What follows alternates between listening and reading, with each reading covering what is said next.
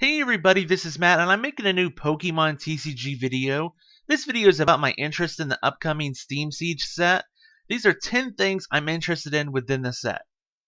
Disclaimer, I'm not saying these are the only good cards in the set. These are just the cards that jumped out at me and that I was interested in. So the first card is Pyroar Break.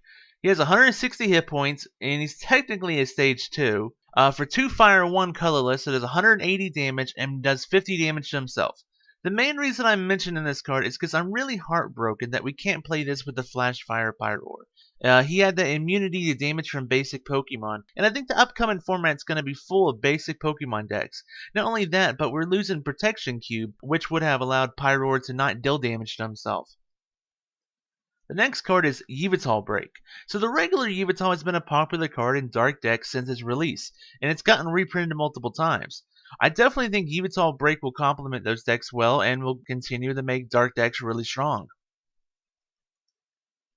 The next two cards are the reprinted Xerneas and Xerneas Break. I'm happy to see fairy decks aren't completely dead. Xerneas from X and Y was one of my favorite cards in that set, and it didn't get reprinted in Generations like Yveltal did. So I'm very happy to see it get reprinted in this set, and the Break will definitely enhance the deck and could make a great replacement for Mega Gardevoir EX. The next cards are Talonflame and Talonflame Break. Talonflame's ability is very unique and it'll be interesting to see how the best players utilize this new mechanic.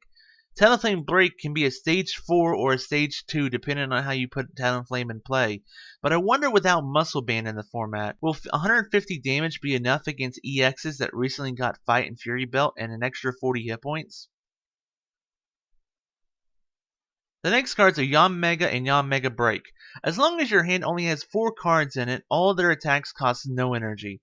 Judge, Tails on Professor Birch's observations, or even Octillery and then playing a card. There's multiple ways to keep your hand at 4. While they don't do huge damage, it'll be interesting to see if they can win matches just because of how fast they are to set up and never stop attacking. Also, Avalugg. For 3 water, discard the top 3 cards of your deck. For each water energy discarded, discard 3 cards from the top of the opponent's deck. I love cards that mill, and while this attack is expensive and random, perhaps it can make a fun deck.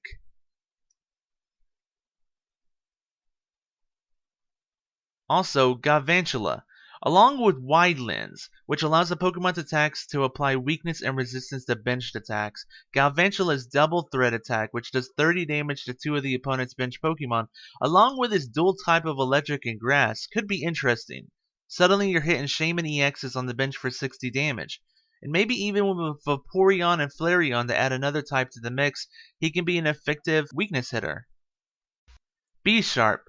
Being dual types Dark and Metal, his Retaliate attack, which does 90 damage if one of your Pokemon was knocked out by damage from an opponent's attack last turn, could be pretty devastating if the opponent's Pokemon is weak to either type, dealing a massive 180 damage for 1 colorless energy. Again, combine Flareon, Jolteon, Vaporeon to add even more types to B-Sharp. Croagunk and Toxicroak. They've ruled Croagunk's attacks will continue to stack. That in itself is really cool, allowing more and more damage to be taken from poison. Toxicroak's ability is great with Ariados to keep both active Pokemon poisoned. Both cards seem fun. And finally, Captivating Pokepuff. With the recent ruling that this won't activate any abilities on the opponent's Pokemon, this is a great counter to Shaman EX that is a staple in almost every deck. As someone who doesn't own a Shaman and has worked with Octillery in every deck instead, I feel like I definitely want to run some of these in every deck just to counter Shaman. And I hope others do too. It's also good against Hoopa EX. So those were the 10 things I'm interested in the upcoming Pokemon TCG set Steam Siege. Thank you so much for taking the time out of your day to watch this video. I hope you enjoyed it. Have fun playing Pokemon TCG, and have a great day everyone. Bye bye.